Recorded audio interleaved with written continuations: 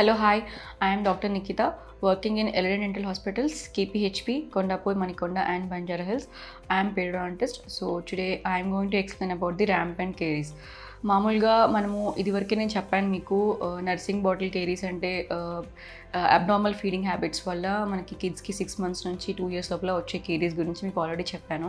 ఇప్పుడు నేను చెప్పబోయేది ఏంటంటే 4 years నుంచి 10 years వరకు వచ్చే ఈ ర్యాంపెంట్ కేరీస్. ర్యాంపెంట్ అంటే ఏంటి అంటే అబ్నార్మల్గా ఒక టీత్ కాకుండా ఒక 4-10 అన్ని నోట్లో ఉన్న అన్ని టీత్కి పుచ్చొచ్చే అవకాశం. ఇది ఎందుకు వస్తుంది అంటే they are n number of habits అనమాట. చాలా రీజన్స్ కూడా ఉన్నాయి దీనికి. ఒకటి abnormal diet, they are in between snacking అంటే ఆల్రెడీ మీల్స్ కాకుండా డిన్నర్ కాకుండా బ్రేక్ఫాస్ట్ కాకుండా in between they will be snacking a lot duty of pampering and whatever the reasons. So they will be snacking more. అలాంటి వాళ్ళకి ఒకవేళ 3 years తర్వాత కూడా ఇంకా బాటిల్ ఫీడింగ్ కంటిన్యూ చేసిన వాళ్ళకి, ప్లస్ స్ట్రెస్, ఎమోషనల్ స్ట్రెస్, సడన్గా వాళ్ళకి స్కూల్ పంపించినప్పుడు they have lot of emotional stress or they get bullied whatever. ఈ ఎమోషనల్ స్ట్రెస్ వల్ల or parent is working, they not able to get the love and affection from the parent, ఇలాంటి వాళ్ళకు కూడా stress ఎక్కువ అవుతున్నప్పుడు వాళ్ళకి ఈ salivary abnormalities ఉంటాయన్నమాట. సలైవా అబ్నార్మల్గా ఉంటే మనకి జనరల్గా కేరీస్ రావడం జరుగుతుందండి. ఎందుకంటే saliva neutralizes the oral cavity. So మనకి అది జరగకపోయినప్పుడు మనకి ఏమవుతుందంటే పుచ్చులు రావడానికి చాలా ఈజీగా స్కోప్ ఉంటుంది.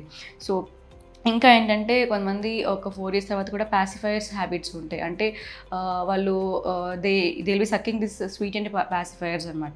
ఈ హ్యాబిట్స్ ఈ అబ్నార్మల్ హ్యాబిట్స్ ఏవి ఉన్నా కూడా ఈ ర్యాంపెంట్కి అంటే environment of the oral cavity is not maintain properly. మనం నోట్లో ఎప్పుడు ఏదో ఒకటి నములుతో ఏదో ఒకటి బైట్ చేస్తూ ఉంటే, డైట్ డిస్టర్బెన్స్ ఉంటే ఆర్ ఎన్విరాన్మెంట్ డిస్టర్బెన్స్ ఉంటే ఈ ర్యాంపెంట్ కేరీస్ అంటే ఎక్కువగా వచ్చేసే అలవాటు ఉంటుంది.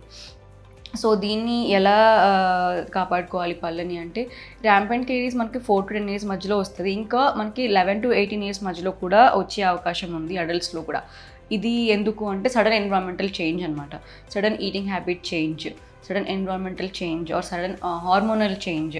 దీనివల్ల కూడా మనకి సడన్గా you can see more than 3 to 4 lesions in the anterior and posterior teeth. So mostly దీనికి ఎలా గుర్తుపట్టవచ్చు అంటే మనకి పళ్ళు సైడ్లో నుంచి ఎక్కువ కేరీస్ వస్తుంటుంది అండ్ మోలార్స్ కూడా చాలా డిఫెక్ట్ అయిపోయి ఉంటాయి. When you see for the kids అంటే టీత్ డిఫార్మిటీ ఎక్కువ ఉంటుంది, అసలు టీత్ ఒక కండిషన్లో కూడా ఉండదు, మొత్తం అన్ని పళ్ళకి you can see caries. So ఇలా ఉన్నప్పుడు మనకి ఫుల్ మౌత్ రీహాబిలిటేషన్ చేసుకోవాల్సి వస్తుందండి. అంటే మనకి పుచ్చు ఎంతవరకు ఇన్వాల్వ్మెంట్ అయింది అంటే ఇప్పుడు కిడ్స్లో కానీ అడల్ట్స్లో కానీ ఒక ఎక్స్రే తీసుకొని చూడాల్సి వస్తుంది, ఫుల్ మౌత్ ఎక్స్రే. దాన్ని బట్టి మనకి రెస్టోరేషన్ చేయాలా. ఒకవేళ టీత్ కేరీస్ డీప్గా ఇన్వాల్వ్మెంట్ అయితే మనకి పల్ప్ థెరపీ చేసుకోవాలా, లేకపోతే డిఫెక్ట్స్ ఏమైనా ఉంటే క్రౌన్స్ పెట్టాలా. So based on the involvement of the caries బట్టి మనము ట్రీట్మెంట్ ప్లాన్ చేసుకుంటాం. So don't neglect your kid.